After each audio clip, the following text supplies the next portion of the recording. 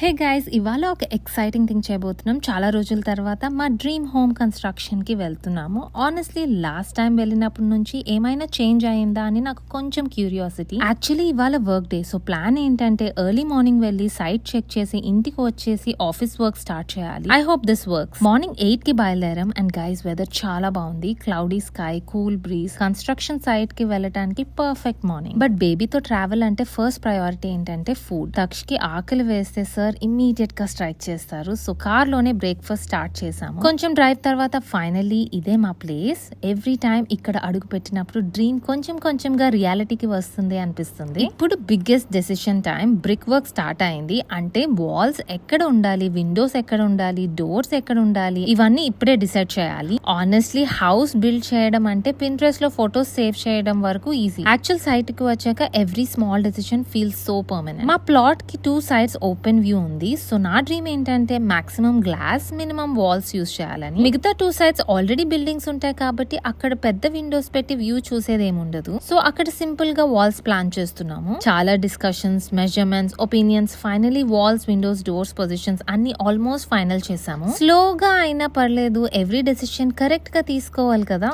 ఎందుకంటే once it's built, that's our forever home. This house is slowly becoming everything we imagine and I surely can't wait to show you the final result. Until then, construction updates continue outai. So see you in the next one. Bye.